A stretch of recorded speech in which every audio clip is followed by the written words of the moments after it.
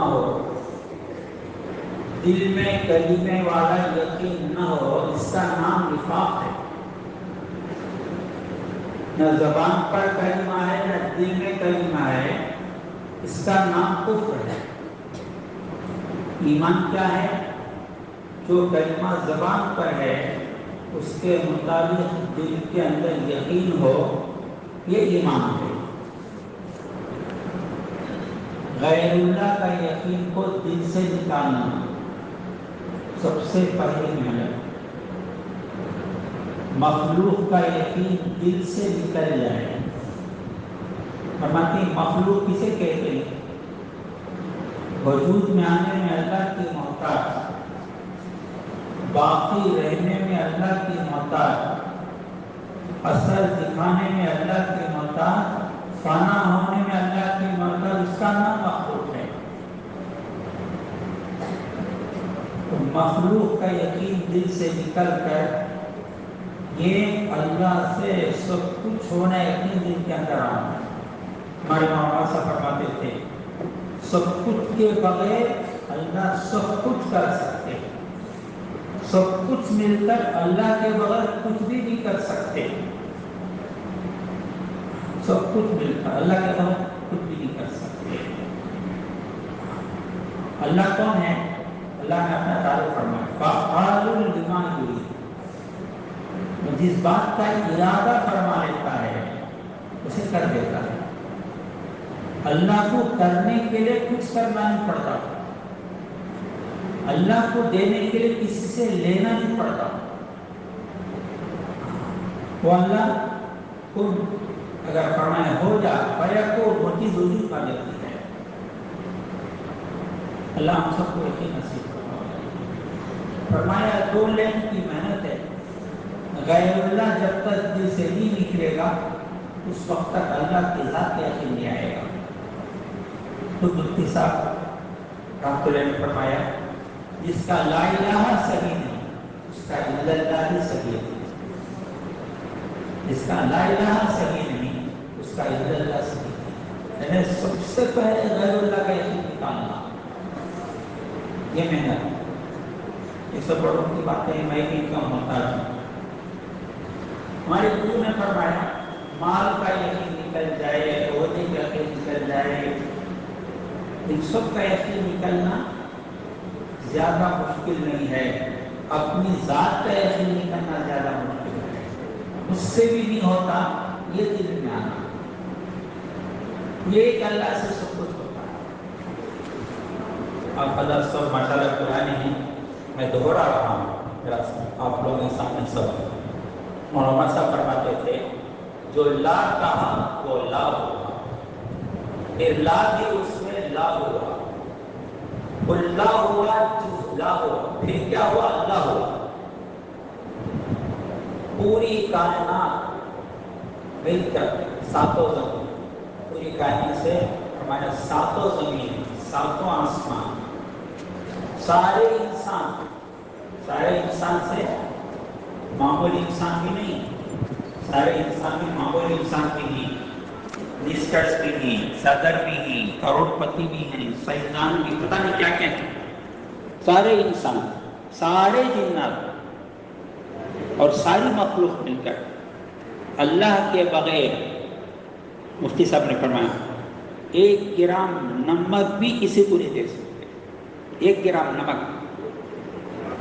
7 زمین، 7 آسمان، سارے انسان، سارے جنات اور ساری مخلوق مل کر کسی کا بال بھی بھیگا نہیں کر سکتے۔ بولتے ہوئے ڈر ہوتا ہے، لیکن ہمارے ایمان کو بنانے کے لیے ہمارے بڑے ہمیں کہاں لے جانا چاہتے ہیں؟ کون سا ایمان ہمارے ہاں؟ فرمایا ہم جو ہے وہ صحابہ والا ایمان امت میں پیدا کرنا چاہتے ہیں۔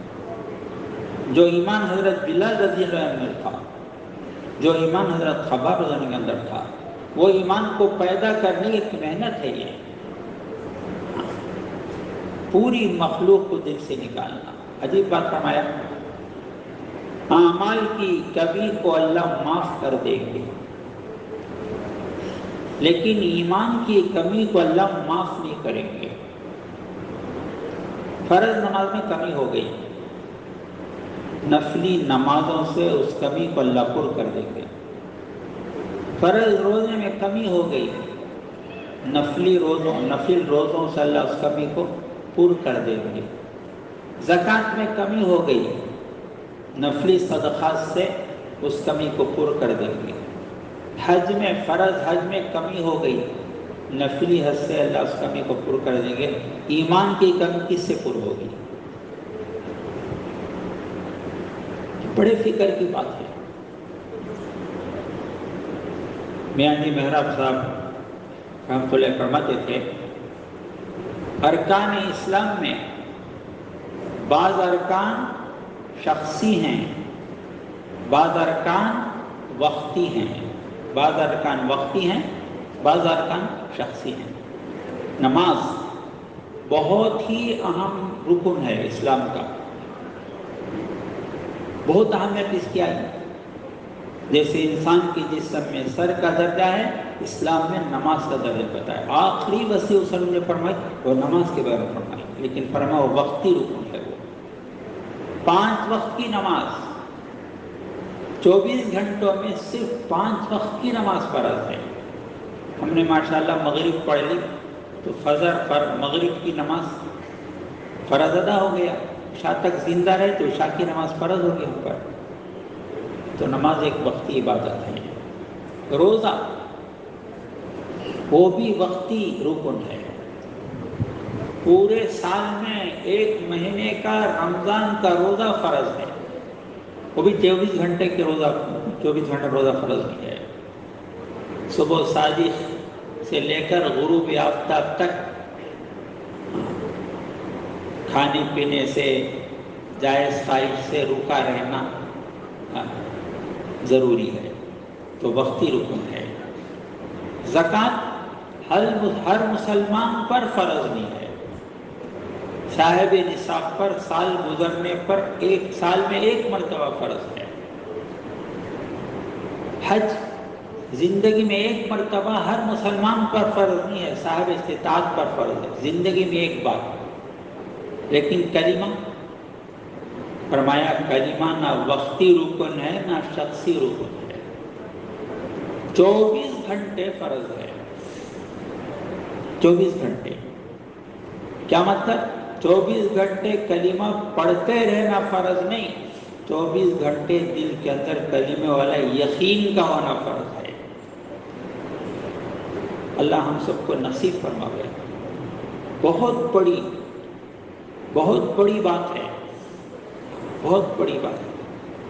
4 مہینے میں 40 دن میں کیا ایمان ہمارا کامل ہو جائے گا؟ ختمہ الیہ صاحب رحمۃ اللہ فرماتے تھے، میاں جی محراب صاحب رحمۃ اللہ نقل فرمایا، اگر ایک ایمان والا اپنی پوری زندگی ایمان کے سیکھنے میں لگا دے تو وہ ایمان کے آخری کنارے تک نہیں پہنچ سکتا۔ جیسے اللہ کی ذات برا والبرا ہے، ایمان کی بھی کوئی حد مقرر نہیں ہے۔ ہمارے مولانا صاحب فرماتے تھے، آدمی اتنا ایمان کا سیکھنا ضروری کہ آدمی ہوا میں اڑے، اتنا ایمان سیکھنا ضروری کہ آدمی پانی میں چلے۔ رابعہ بصریہ فرماتی ہیں، ہوا میں اڑنا کیا کمال ہے، پرندے بھی تو اڑتے ہیں۔ سمندر میں چلنا کیا کمال ہے، مچھلیاں بھی تو تیرتی ہیں۔ لیکن اتنا ایمان کا سیکھنا ہر مسلمان پر فرض عین ہے، جو ایمان اسے اندر سے اللہ کے احکامات پر، فرائض پر کھڑا کر دے، اندر سے منہیات، منکرات اور گناہوں سے اس کا ایمان بچا لے۔ اتنا ایمان کا سیکھنا تو ہر مسلمان پر فرض فرمایا۔ تو بہرحال پہلا نمبر کلمہ ہے، اور اسی میں محمد رسول اللہ بھی ہے۔ حضور اکرم صلی اللہ علیہ وسلم کے پاکیزہ مبارک طریقے میں 100% کامیابی ہے، اس کا یقین دل کے اندر آنا ہے۔ حضور پاک علیہ السلام کے مبارک طریقوں کو، سنتوں کو اللہ تعالیٰ نے دستور العمل بنا دیا ہے۔ پچھلے تمام انبیاء علیہ السلام کے طریقوں کو اللہ نے منسوخ کر دیا ہے۔ آج اگر کوئی موسیٰ علیہ السلام، عیسیٰ علیہ السلام کے طریقوں پر بھی چلنا چاہے، چل کر نجات نہیں پا سکتا۔ تو اس کے طریقے کو اللہ نے دستور العمل بنا دیا ہے۔ فرماتے تھے صحابہ کرام رضی اللہ عنہ سنتوں کو سنتیں سمجھ کر عمل کرتے تھے، اور آج کا مسلمان سنت کو سنت سمجھ کر چھوڑ دیتا ہے۔ ایک بزرگ نے فرمایا کیا چھوڑنے کے لیے سنتیں ہی رہ گئی ہیں؟ کیا چھوڑنے کے لیے سنتیں ہی رہ گئی ہیں؟ کسی نے گزرے کہا ہاں یہ سنت ہی تو ہے۔ انہوں نے فرمایا ہاں یہ سنت ہے، لیکن تیرا لہجہ کفر ہے۔ مشتبر کل ہند جوڑ میں مولانا صاحب دامت برکاتہم نے فرمایا تھا، امام غزالی فرماتے ہیں سنتوں کا چھوڑ دینا یہ پوشیدہ کفر ہے۔ تو دعوت کے ذریعے ہمارے بڑے فرماتے ہیں ہر سنت کی عظمت دل میں آئے، محبت دل میں آئے، اور ہر سنت پر عمل کرنے کا فکر آئے۔ ایک نوجوان مولانا احمد لاٹ صاحب کے پاس آئے، کہنے لگے مولانا جب بھی میری آنکھ کھلتی ہے صبح میں تو بستر پر بیٹھ کر نیت کرتا کہ آج کے دن تمام سنتوں پر عمل کروں گا، لیکن جب میں بستر پر جاتا ہوں رات میں غور کرتا ہوں تو ایک آدھ سنت چھوٹی بھی ملتی ہے۔ تو گر کی بات جو مولانا فرمایا محمد لاٹ صاحب مجھے عرض کرنا ہے، فرمایا بھائی سنتوں پر چلنے کے لیے بھی دھیان چاہیے، دھیان چاہیے۔ یہ کام کر رہے ہیں کہ سنت کرنے کے بعد بات چیزوں کو عادت بنا لیتا آدمی۔ بیت الخلاء میں جاتے ہوئے کدھر کون سا پاؤں رکھا، باہر نکل کر کون سا پاؤں رکھا، کسی بھی سنت کو معمولی نہیں سمجھنا فرمایا اللہ والوں نے۔ اور اسی میں فرمایا حضور پاک علیہ السلام اللہ کے پاس سے جتنی خبریں لائے ہیں وہ حق ہیں اور سچ ہیں، ان کا یقین بھی دل کے اندر آنا، ان کا یقین بھی دل کے اندر آنا۔ ملک کے پرانے ہی کے جوڑ میں یہ سب سنی ہوئی باتیں ہیں۔ مفتی صاحب نے فرمایا ایک مرتبہ ایک صحابی رضی اللہ عنہ نے دیکھا کہ حضور پاک علیہ السلام مدینے کی گلیوں میں تنہا تشریف لے جا رہے ہیں۔ وہ صحابی نے سوچے کہ حضور کو کوئی نقصان نہ پہنچائے، کوئی خطرہ لاحق نہ ہو جائے، تو وہ صحابی رضی اللہ پیچھے پیچھے ہو گئے۔ راستے میں ایک یہودی ملا، حضور پاک علیہ السلام کو روک لیا، پوچھا میں نے آپ کو جو اتنی رقم دیا تھا آپ نے اسے واپس کیوں نہیں کیا؟ آپ نے فرمایا اس میں نے وہ رقم فلاں جگہ فلاں وقت واپس کر دیا۔ وہ یہودی پوچھنے لگا آپ گواہ لائیے۔ وہ جو صحابی تھے پیچھے آگے بڑھ کہا کہ میں گواہ ہوں کہ اس نے وہ رقم واپس کر دیا۔ تو یہودی تو چلا گیا۔ اس سمے پوچھا اے فلاں تم تو دیکھے نہیں مجھے پیسے دیتے ہوئے، تم نے کیسے گواہی دے دی؟ مفتی صاحب رحمۃ اللہ کے جہاں تک الفاظ مجھے یاد ہیں وہ یہ ہیں، فرمایا اگر آپ علیہ السلام کو پیسے دیتے ہوئے سر کی آنکھوں سے دیکھ بھی لیتا تو مجھے اتنا یقین نہیں آتا جتنا آپ کی زبان و بات سے نکلی بات کے یقین آ گیا۔ تو مفتی صاحب نے فرمایا، ان کے بارے میں آپ نے فرمایا وہ سب سنیں، تمہاری ایک کی گواہی 2 گواہوں کے برابر ہے۔ شریعت میں کسی کام کے لیے 2 گواہ چاہیے، ان کے لیے اعزاز کہ تمہاری ایک گواہی 2 آدمی گواہی کے برابر ہے۔ تو سر کے زبان مبارک سے جو بات نکلی وہ حق ہیں اور سچ ہیں، ان کا یقین بھی دل کے اندر لانا ہے۔ ایمان کیسے آئے، اس کے لیے مستقل طریقہ ہے، طریقہ حصول کہتے ہیں، اور ایمان بڑھ رہا ہے گھٹ رہا ہے اس کی بھی علامت ہے، اس کے لیے وقت نہیں آتا۔ مجھے اہم باتیں جو بزرگوں سے ان صفات کے بارے میں ہم نے سنا وہ امانتاً پہنچانا ہے۔ دوسری صفت کے بارے میں کل ہند جوڑی میں مفتی رحمت المفتی صاحب نے فرمایا، ہماری نماز حضور پاک صلی اللہ علیہ وسلم صحابہ کرام رضی اللہ عنہ کی نماز کے مطابق ہو جائے، ہماری نماز میل کھا جائے حضور پاک اور وسلم اور صحابہ کی نماز سے میل کھا جائے، فرمایا میل کھا جائے۔ پھر فرمایا حدیث کا خلاصہ ہے، نماز ایسی پڑھو جیسے مجھے پڑھتا ہوا دیکھ رہے ہو۔ فرمایا اس حدیث کا دو مطلب ہے، ایک تو نماز کا ظاہر ہے، تکبیر تحریمہ کہنا، قیام کرنا، قرات پڑھنا، رکوع سجدے، یہ سب نماز کا ظاہر ہے۔ فرمایا ان کا بھی صحیح ہونا ضروری ہے۔ حضور پاک علیہ السلام کی مجلس میں ایک صحابی رضی اللہ عنہ 2 رکعت نماز پڑھ کر آ کر بیٹھ گئے، ان کو نماز پڑھتے وہ سب دیکھ رہے تھے۔ جب آ کر وہ بیٹھے تو اس نے فرمایا جاؤ تم دوبارہ نماز پڑھو، تم نے نماز نہیں پڑھی۔ وہ گئے دوبارہ نماز پڑھ کر آ کر فرمایا تم جاؤ دوبارہ نماز پڑھو، تم نے نماز نہیں پڑھی۔ 3 یا 4 مرتبے کے بعد وہ صاحب اصل میری نماز میں کیا کمی ہے؟ فرمایا ان کی نماز میں رکوع کے بعد اچھی طرح قوما نہیں کرتے تھے، کھڑتے نہیں تھے، اور سجدے کے بعد جلسے میں اچھی طرح بیٹھتے نہیں تھے۔ تو نماز کا ظاہر بھی صحیح ہونا ضروری ہے۔ دمشق کی جامعہ مسجد میں ابو الدرداء نے دیکھا کہ ایک آدمی جلدی نماز پڑھ رہا تھا۔ پوچھا کتنے سال سے ایسی نماز پڑھ رہے ہو؟ 40 سال سے۔ تو ابو الدرداء نے فرمایا اگر اس طرح جلدی نماز پڑھ کے مر جاؤ گے تو قیامت کے دن محمد صلی اللہ علیہ وسلم کے دین پر نہیں اٹھائے جاؤ گے۔ تو نماز کا ظاہر بھی صحیح ہونا ضروری ہے۔ نماز کا باطن کیا؟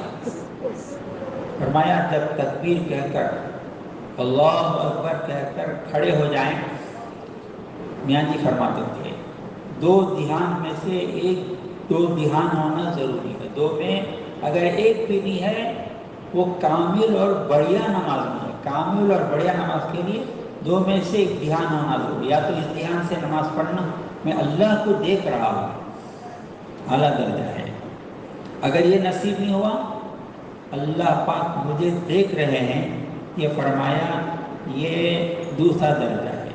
اگر یہ دو باتیں 2 دھیان بھی کسی کی نماز میں 2 میں سے ایک بھی نہیں، فرمایا وہ نماز فرض تو ادا ہو جائے گی لیکن اس نماز پر اللہ کے وعدے پورے نہیں ہوں گے۔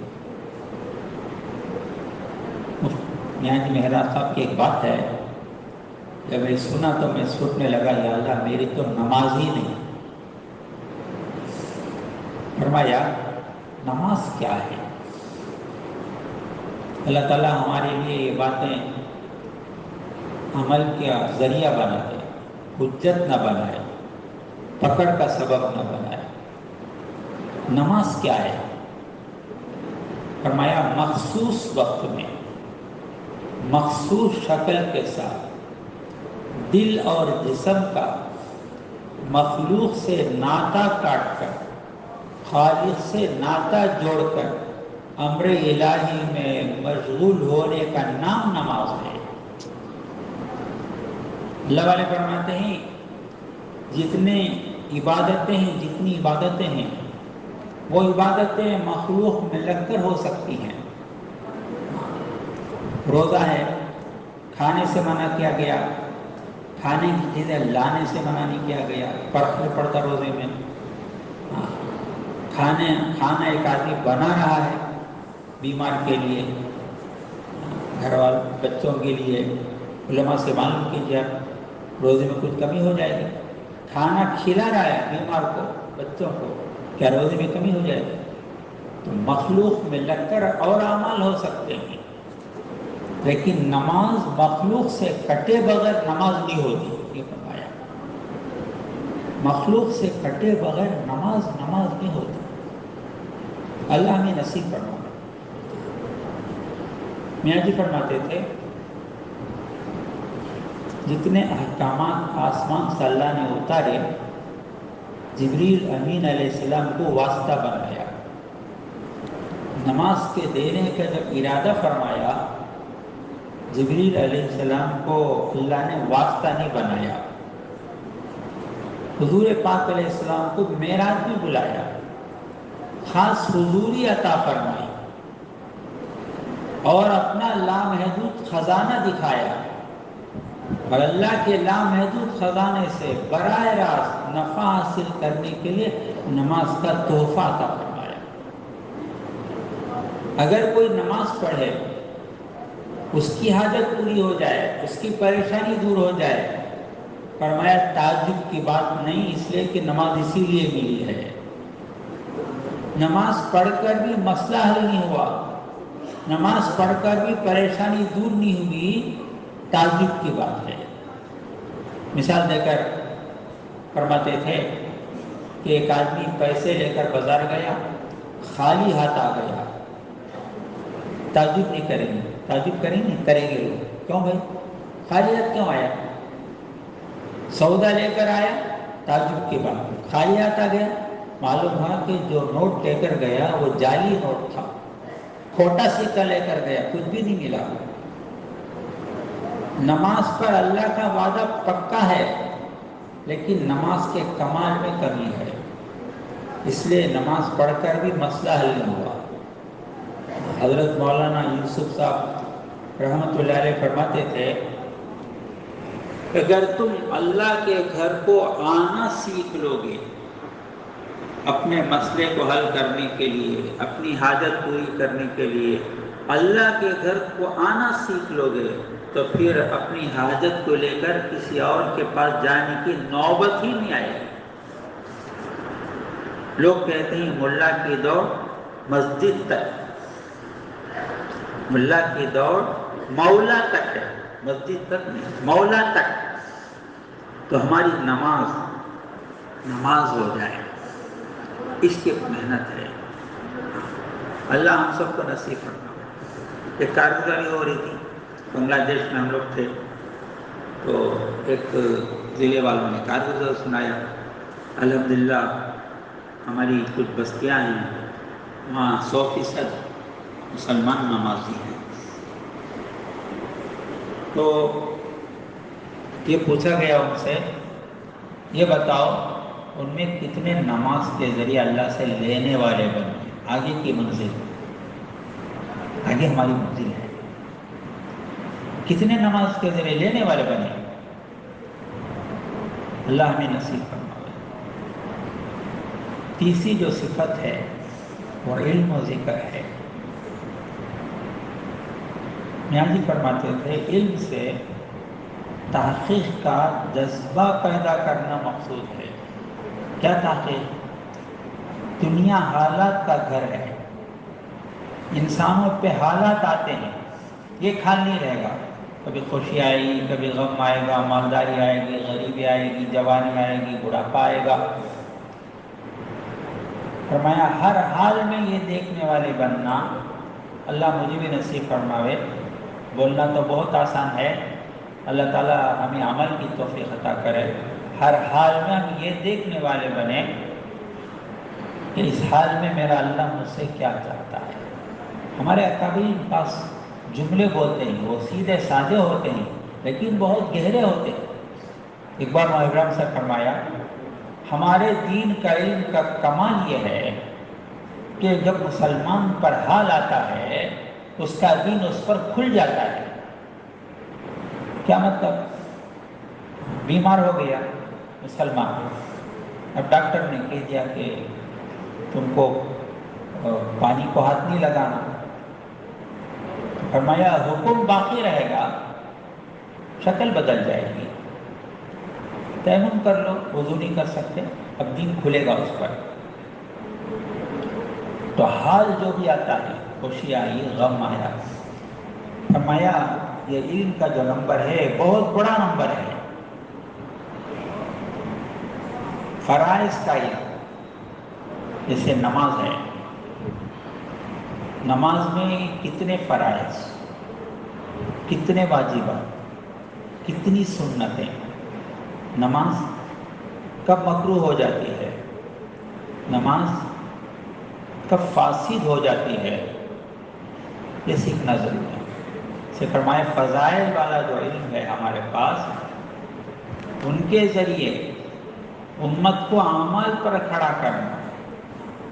فضائل کے علم کے بارے میں بھی بتایا بڑوں نے، حضرت مولانا یوسف صاحب فرماتے تھے، سنا، فضائل کے ذریعے استحضار پیدا کرنا ہے۔ میاں جی فرماتے تھے فضائل اعمال کو، اعمال کے چھوڑنے پر ان کے عذاب و عتاب کو ہم اتنا سنیں کہ ہمارے دل کے اندر ان کا استحضار پیدا ہو جائے، تصور پیدا ہو جائے۔ کیا مطلب؟ جب ہم عمل کر رہے ہیں، اس عمل پر اللہ نے جو اجر کا وعدہ فرمایا ہے، وہ وعدہ ذہن میں آ کر عمل کرنا۔ اس کے لیے بہترین مثال ہمارے مولانا ابراہیم صاحب نے ایک مرتبہ دیا، دامت برکاتہم نے فرمایا، ایک آدمی دکان میں بیٹھا ہوا ہے، ایک کسٹمر آیا، گاہے گایا، پیسے کر کے حمام صابن دو، تو دکاندار پیسے لے کر غلے میں ڈال دیا، حمام صابن دے دیا۔ مولانا نے پوچھا اس کے ذہن میں کوئی بات آئی ہے کیا؟ اس صابن کے بیچنے پر مجھے اتنے پیسے مل گئے۔ پھر اس نے کہا کولگیٹ پیسٹ دو، پیسٹ دیا، پیسے لے غلے میں ڈال دیا۔ ذہن میں بات آ گئی، اس کے بیچنے میں اتنے پیسے ملے، سبحان اللہ۔ ذہن میں کیا آیا؟ کیا آیا ذہن میں؟ ایک سبحان اللہ کا ثواب احد کے پہاڑ سے بھی زیادہ ہے، فرمایا گیا۔ اللہ ہمیں نصیب فرمائے، آمین۔ جب آدمی صدقہ کرتا ہے، امتیاز کریم نگر، صدقے کا مال پہلے اللہ کے ہاتھ میں جاتا ہے، بعد میں فقیر کے ہاتھ میں جاتا ہے، استعداد آ جائے۔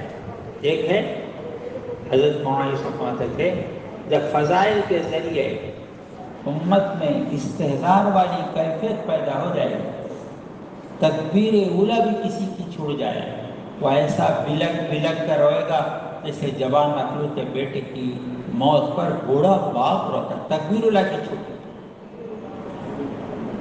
نمازیں قضا ہو جاتی ہیں، دل پر کیا اثر ہوتا ہے؟ کیوں؟ تعلیم میں ہم بیٹھتے ہی جو مطلوب ہے وہ نہیں مل رہا ہے ہم کو۔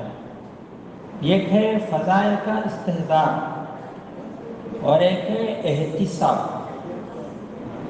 پورے ہندوستان کے پرانا کا جو گودرہ ہی میں تھا، تو مولانا عبداللہ صاحب اس وقت میں فرمایا، ایک ہے استحضار، ایک ہے احتساب۔ احتساب کیا؟ فرمایا اللہ نے عمل پر جو اجر کا وعدہ فرمایا ہے، ان کے ملنے کے یقین اور شوق کے ساتھ عمل کرنا، ملنے کے یقین اور شوق کے ساتھ یقین کرنا۔ ایک آدمی ذکر کرتے کرتے مسکراتے تھے، تو لوگوں نے پوچھا بھائی آپ ذکر میں مسکراتے کیوں ہو؟ انہوں نے کہا سبحان اللہ میں کہتا ہوں، حدیث میں ہے سبحان اللہ کہنے پر جنت میں درخت لگ جاتا ہے۔ الحمدللہ میں کہتا ہوں، الحمدللہ کہنے پر جنت میں درخت لگ جاتا ہے۔ میرے نام سے میری جنت میں جو درخت لگ رہے ہیں ان کو یاد کر کے ان کی خوشی میں مسکرا رہا ہوں۔ احتساب، یہ کیسے ہمارے اندر آئے؟ ایک ہے تعلیم میں باوضو بیٹھنا، باادب بیٹھنا، باوضو بیٹھنا، باادب بیٹھنا، دھیان اور توجہ سے سننا۔ اس کا تعلق آنکھ سے ہے، جہاں آنکھ ہوتی ہے دھیان وہاں ہوتا ہے۔ عظمت و محبت سے بات کو سننا، عظمت سے، جتنی عظمت حضور پاک علیہ السلام کی، جتنی عظمت اللہ کی، جتنی عظمت حسن کی ہوگی، اتنی ہی آدمی عظمت سے بات سنے گا۔ حضور پاک علیہ السلام کے جوتے مبارک میں جو خاک لگا ہے وہ خاک ایک طرف رکھ دیا جائے، پوری دنیا کا خزانہ دوسری طرف رکھ دیا جائے، اس رنگ کے جوتا کا خاک جو ہے وہ پوری دنیا کے خزانہ سے زیادہ قیمتی ہے۔ دھول اتنا قیمتی ہے، آپ کی زبان میں نکلی بات کتنی قیمتی ہوگی۔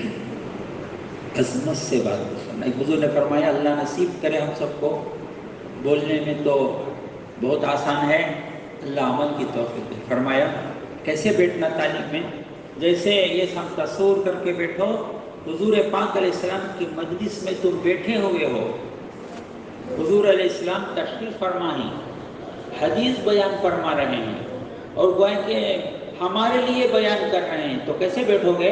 ایسے بیٹھنا۔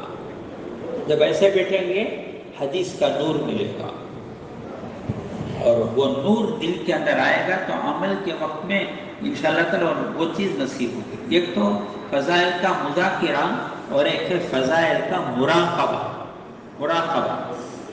مذاکرہ زبان سے ہوتا ہے، ایک سوڑا سا بہت کے پہاڑ کے ساتھ ہوتا ہے۔ مراقبہ کیا؟ بولتے وقت میں سوچنا میرے اعمال نامے میں احد کے پہاڑ کے بارا ثواب لکھ دیا گیا، اشراق پڑھ لیا، میرے اعمال نامے میں نفل حج کا ثواب لکھ دیا گیا۔ اللہ ہمیں نصیب کرے، اسی میں اللہ کا ذکر ہے۔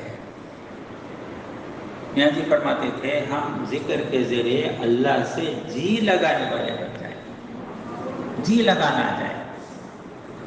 جی آج چیزوں میں لگا ہوا ہے، شکلوں میں لگا ہوا ہے، جی لگانے والے بن جائے۔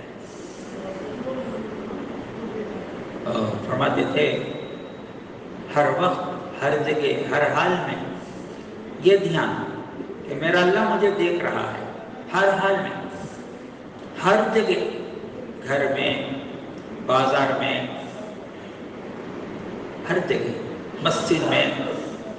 آج مسلمان اللہ سے اتنا غافل ہو گیا، بیت اللہ میں اللہ یاد نہیں آ رہا، ہر جگہ، ہر حال میں، ہر وقت یہ دھیان ہو میرا اللہ مجھے دیکھ رہا ہے۔ فرمایا حدیث ماؤس کی اندھیری رات میں ساتوں زمین کے تھے کالے پتھر پر ایک کالی چونٹی چل رہی ہے، اللہ اس کے چلنے کی آہٹ کو بھی سنتے ہیں اور اللہ تعالیٰ اسے دیکھتے ہیں۔ اللہ تعالیٰ فرماتے تم باتوں کو دل ہی دل میں بک لیتے ہو، دل ہی دل میں آدمی بک لیتا، جن باتوں کو تمہارے کان نہیں سن پاتے اللہ ان کو بھی سن لیتا ہے۔ اللہ ہمیں نصیب فرمائے۔ اتنی بڑی بڑی باتیں زندگی میں لانے کی دعوت ہے، ان میں کتنا ہمارے اندر آیا، کس حد تک آیا، نا امیدی نہیں ہمارے پاس، مایوسی نہیں ہمارے پاس، لیکن ہمارے بڑے منزل بتا رہے ہیں بھائی جانا ہمیں یہاں ہے، ابھی پہلی منزل بھی نہیں، آگے جانا ہے ہم کو، بہت آگے ہے، منزل تو بہت آگے ہے، ابھی چلنا شروع کیے ہیں۔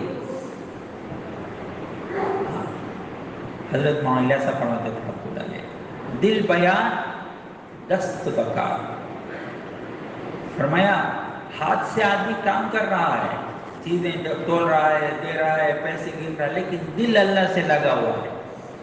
خلوت در انجمن، خلوت در انجمن، لوگوں میں بیٹھا ہوا ہے لیکن دل اللہ سے جڑا ہوا ہے، اللہ وہ کیفیت عطا فرما دے۔ چوتھی جو صفت ہے وہ اکرام مسلم۔ میاں جی فرماتے تھے رحمۃ اللہ علیہ ایک مسلمان کا بحیثیت مسلمان ہونے کے دل سے احترام کرنا اکرام ہے، دل سے احترام۔ یہ ایمان والا بھائی ہے میرا، اس کا نام جواریوں میں ہے، شرابیوں میں ہے، چوروں میں ہے، ان کی لسٹ میں ہے، ان کے فہرست میں ہے، لیکن ایمان کی ایک چنگاری ہے اس کے اندر، اس پر محنت ہو جائے وہ اولیاء اللہ کے لسٹ میں آ سکتا ہے۔ فضیل بن عیاض رحمۃ اللہ علیہ ڈاکوں کے سردار تھے، ولیوں کے سردار بن گئے۔ ایمان کی چنگاری بہت بڑی چیز ہے. تو کسی بھی مسلمان کو حقیر نہیں سمجھنا، یہ ہمارے بڑے کہتے ہیں. مسلمان گناہ میں ہے تو گناہ سے تو نفرت کر سکتے ہیں، کرنا چاہیے، لیکن گنہگار سے نفرت نہیں کرنا. یہ بولنا بہت آسان ہے.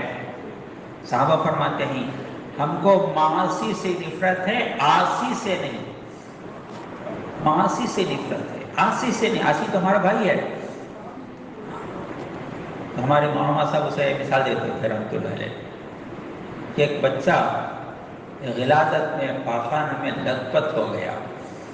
ماں دیکھتی ہے کہ بچہ شرابور ہو گیا پاخانہ میں، لیکن بچے کی محبت دل میں کمی نہیں آتی. پاخانے کی نفرت اپنی جگہ ضرور ہے، اسے نہلا کر سینے سے لگا لیتی ہے. اسی طرح فرمایا برائی کی نفرت، گناہ کی نفرت تو دل میں ہو، دل میں ہو، لیکن گنہگار کی نفرت دل میں نہ آنا. اللہ نصیب فرمائے.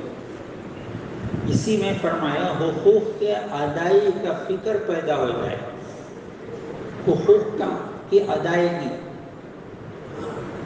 فرمایا اپنا حق معاف کرنا آ جائے، اللہ نصیب فرمائے. دوسروں کا جان جان کر ادا کرنا آ جائے، ہر ایک حق معلوم کرنا. ہمارا قرآن کا مجمع اس لیے بول رہا ہوں میں. مولانا سعید خان صاحب سے فرمایا قرآن کے جوڑ میں ایک مرتبہ کہ میں نے دیکھا کتاب میں ایک مسلمان پر دوسرے مسلمان پر 30 حقوق ہیں. فرمایا حقوق ہیں تو ہر ایک حق جان جان کر ادا کرنا آ جائے، اپنا حق معاف کرنا آ جائے. آج کورٹ اور کچہریوں میں لڑائیاں جو ہو رہی ہیں حقوق کی لڑائیاں ہیں. بھائی چاہتا ہے بڑا بھائی چھوٹا بھائی مجھے حق دے، چھوٹا بھائی چاہتا ہے بڑا بھائی میرا حق دے، شوہر چاہتا ہے بیوی مجھے حق دے. ہر ایک حق کا مطالبہ کرتا ہے. اسی لیے ہمارے بزرگ نے فرمایا دینے کا اسلام کو مسلمان بھول گیا، لینے کا اسلام یاد ہے. لینا ہے نا وہ ہٹ جاتا ہے لینے کے لیے. دینے کے لیے دیں گے بھائی، کہاں جاتے ہیں، یہاں نہیں دیں گے. حالانکہ 3 پیسہ اگر کوئی نہ کسی کھا لیا ہوگا تو 700 مقبول نمازیں چھین کر دے دی جائے گی. بتایا گیا ایک بالی زمین اگر کسی نے دبا لیا وہ ایک بالی زمین کو 7 زمین تک کاٹ کر توق بنا کر گلے میں ڈال دیا جائے گا. بتایا گیا. ہمارے بڑے کہتے ہیں حقوق کے بارے میں بہت چوک کرنے کی ضرورت ہے. حضرت مولانا انعام علیہ السلام کی دعا کی یا اللہ حقوق کے معاملے میں گرفتار ہونے سے بچا لے، حقوق کے معاملے میں گرفتار ہونے سے بچا لے. تو ہر ایک کا حق ادا کرنا، ماں کا کیا حق ہے، بیوی کا کیا حق ہے، بچوں کا کیا حق ہے، پڑوسیوں کا کیا حق ہے، رشتہ داروں کا کیا حق ہے، حقوق ادا کرنا آ جائے. اسے فرمایا ہمارے اخلاق حضور پاک علیہ السلام صحابہ کرام کے اخلاق کے مطابق ہو جائے. مولانا سعید خان صاحب نے فرمایا ایک ہے اسلام، ایک ہے اخلاق. اسلام کیا؟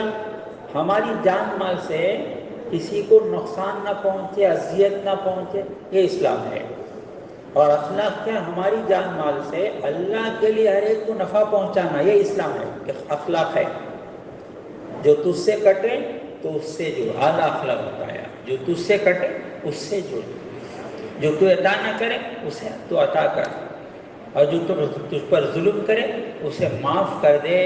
اللہ اکبر. آگے کیا فرمایا؟ اس پر احسان کا اس کے ساتھ احسان کا معاملہ کر کے بتائے اللہ کے نبی علیہ السلام. بات تبھی ہو جائے گی بیت اللہ جب مکہ جب فتح ہوا تو اللہ کے نبی علیہ السلام نے نبی علیہ السلام ایک صحابی کا ہاتھ میں جھنڈا تھا، وہ اعلان کرتے تھے الیوم یوم الملحمہ، آج کا دن بدلے کا دن، انتقام کا دن. تو سب کو معلوم ہوا، تشریف لائے، ان کے ہاتھ سے جھنڈا لیا، ان کے بیٹے کے ہاتھ میں دے دیا. یہ بھی کمال ہے، جھنڈا لیا بیٹے کے ہاتھ میں دے دیا. خاندان میں ہوتا تو جھنڈا زیادہ رنج نہیں ہوتا. فرمایا اعلان کرو الیوم یوم المرحمہ، آج کے دن رحم کھانے کا دن ہے ان پر، ظالموں پر، دشمنوں پر، جنہوں حسین کو ستایا، خاندان کو ستایا، صحابہ کو ستایا، ان پر رحم کھانے کا دن ہے۔ اور آگے فرماتے ہیں بیت اللہ کا جو متولی تھا اسے بلا کر آپ نے پوچھا، یاد ہے میں طواف کرنا چاہتا تھا، تو نے مجھے طواف کی اجازت نہیں دی، یاد ہے تجھے؟ کیا کروں تیرے ساتھ؟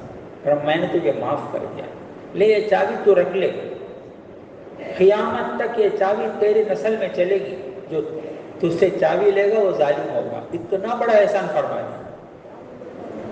اسی لیے حضرت مولانا الیاس صاحب فرماتے تھے، تم ایمان پر محنت کرتے کرتے اخلاق تک پہنچو، تاکہ لوگ تمہارے اخلاق کو دیکھ کر ایمان تک پہنچے۔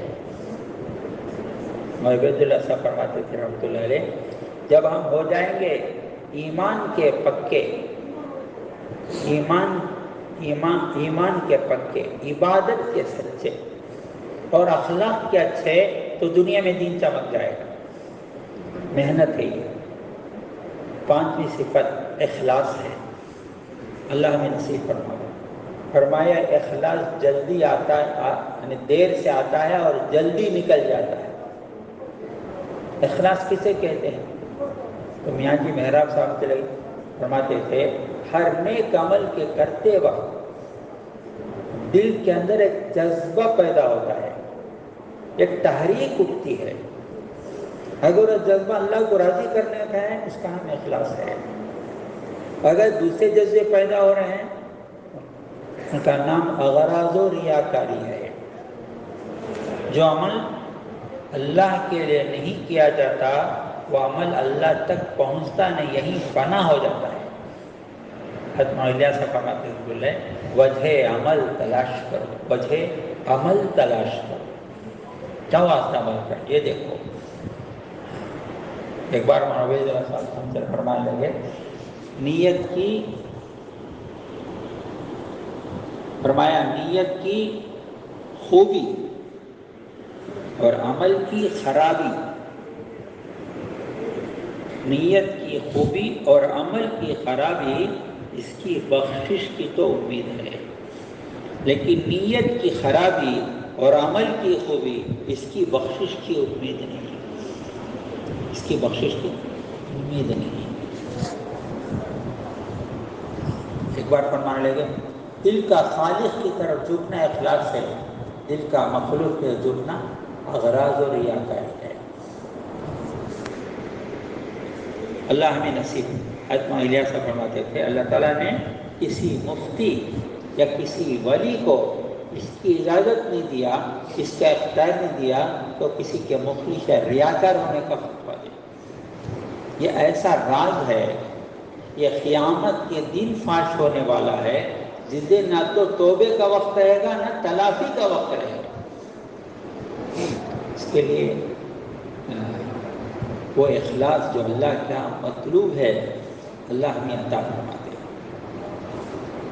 ایک مرتبہ فرمائے دیکھو، ہماری منزل رضائے الہی ہے، یہ سب باتیں پرانوں کے لیے کہہ رہے ہیں، نئیوں میں ایسی باتیں کرتے بھی نہیں۔ اور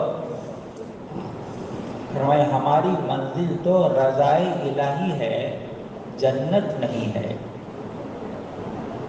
جنت کے شوق میں عمل کرنا تاجرانہ عمل ہے، کچھ دو کچھ دو۔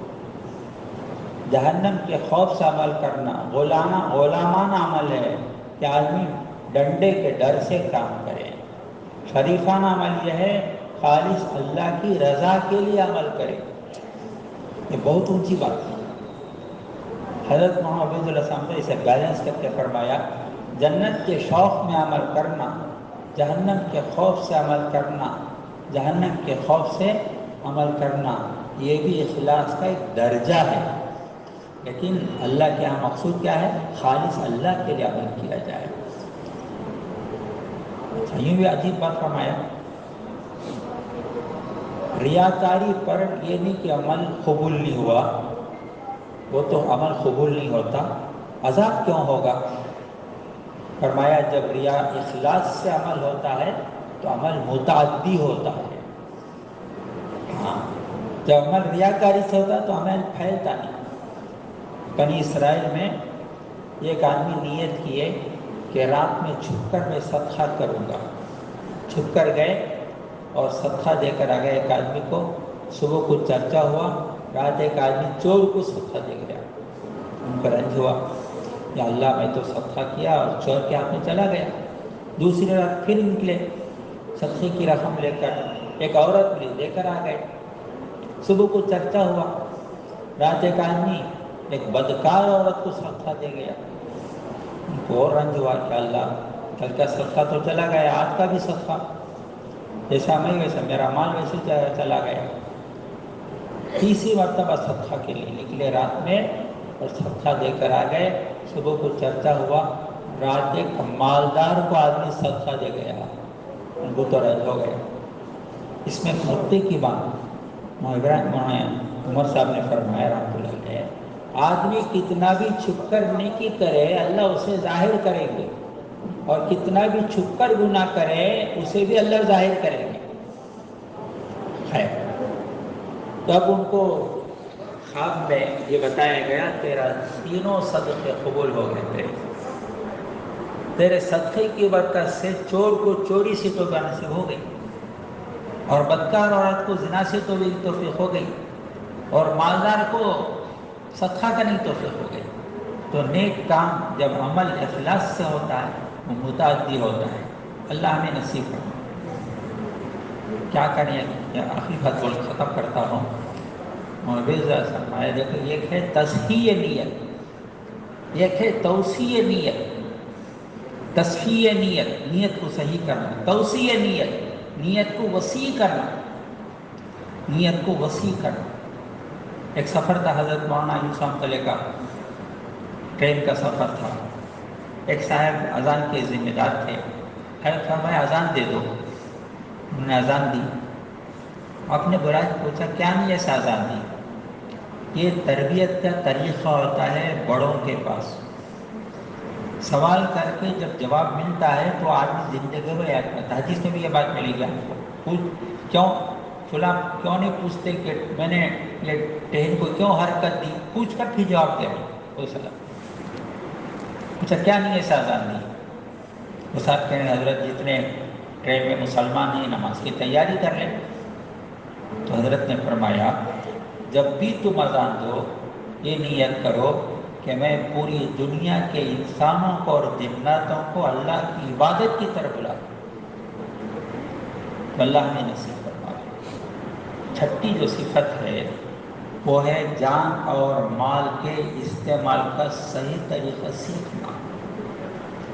جان حضرت امام سمجھتے تھے آج امت کو چھٹے نمبر کے ذریعے یہ غلط فہمی سے نکالنا مقصود ہے. وہ غلط فہمی یہ ہے کہ امت سمجھ گئی جان میری مال میرا، جہاں چاہے جیسے چاہو جتنا چاہے لگا لو. نہیں، جان بھی اللہ کی امانت، مال بھی اللہ کی امانت. جان اور مال کو اپنی ملکیت سمجھنا قرآن کے فیصلے کے خلاف ہے. جان اور مال کو اللہ کے مرضی کے مطابق، نبی علیہ السلام کی ترتیب کے مطابق لگانا آ جائے. ترتیب مرضی مولا بھی ضروری، ترتیب نبوی بھی ضروری. اور حضرت مولانا یوسف صاحب ترجمہ حیات الصحابہ لکھا، ان کی تحقیق ہم نے اپنے بڑوں سے سنا. فرماتے تھے ہر صحابی رضی اللہ عنہ کا مدنی صحابہ کے 4 مہینہ ہر سال کے مدینے سے باہر لگتے تھے. اوسطاً 8 مہینے میں ان کی ترتیب کیا تھی؟ آدھا دن حلال کمائی اور آدھا دن مسجد، آدھی رات گھر اور آدھی رات مسجد. یہ اور مال کی کیا ترتیب تھی؟ سب سے پہلے ان کا مال اعلاء کلمت اللہ کے لیے لگتا تھا. اس کے بعد جو بچتا تھا دین یتیموں بیواؤں دین کے دوسرے ضروری کاموں میں ہوتا تھا. اس کے بعد جو بچتا تھا وہ اپنی ضروریات پہ لگاتے تھے. مفتی صاحب نے فرمایا ضروریات لفظ ضرر سے نکلا ہے. ضرر جس کے پورا نہ کرنے پر ضرر ہو، نقصان ہو. فرمایا آج امت خواہشات کو نام ضروریات دے دی ہے، اس کی کوئی حد نہیں ہے، تو ضروریات پہ لگا۔ فرماتے ہیں اللہ والے اس کے لیے ہر مسلمان سے زندگی میں ایک مرتبہ اولین فرصت میں 4 مہینے مانگے جاتے ہیں۔ حضرت جی رحمۃ اللہ سے پوچھا گیا اولین فرصت سے کیا مراد؟ انہوں نے امام صاحب نے فرمایا اولین فرصت سے مراد یہ کہ جب یہ باتیں کان میں پڑیں تو 1 مہینے کے اندر تیاری کر کے نکل جائے اولین فرصت میں، اور اس کے بعد ہر سال اللہ توفیق ہے تو 4 مہینے لگائے، یا کم سے کم مہینہ مقرر کر کے چلہ لگانا، شمسی مہینہ پہلے پڑھواتے قمری مہینہ مقرر کرنا، اس میں مجاہدہ ہوتا ہے، تو آخر میں ایک مرتبہ ملک کے جوڑ میں میاں کی مہربان فرمایا چلو بھائی شمسی مہینہ، اگر قمری مہینہ تمہارے لیے مشکل ہے شمسی مہینہ ہی صحیح، لیکن مہینہ مقرر کے وقت لگاؤ، وقت مقررہ پر جو چلہ لگتا ہے اس پر جو ایمان بنتا ہے اس کے بعد وہ ایمان نہیں بنتا۔ اسی طرح روزانہ 2 تعلیم گھر اور مسجد کی، روزانہ کے مشورے میں شرکت، روزانہ ملاقاتوں میں 2.5 گھنٹے دینا، ہفتے کے 2 گشت، مہینے کے 3 دن بلکہ 72 گھنٹے لگانا، اپنی جماعت بنا کر لے جانا، اور اس طرح سے 5 وقت کی نماز باجماعت تکبیر اولیٰ صف اول میں پڑھنا، تسبیحات کی پابندی، تلاوت کا اہتمام، اور حلال کمائی کمانا، معاملات کی درستگی، یہ چند بنیادی باتیں ہیں، ہر ایک سے کہی جاتی ہیں۔ اللہ ہم سب کو ان باتوں پر عمل کی توفیق عطا کرے۔ اللہ تعالیٰ پوری امت میں ان آمین کو آمین زندہ کرنے کے لیے ہم کو آمین بھی سبب بنائے، ہماری آمین نسلوں میں ان باتوں کو زندہ کر دے۔ آمین سبحان اللہ و بحمدہ، سبحانک اللہم و بحمدک۔ ماشاء اللہ۔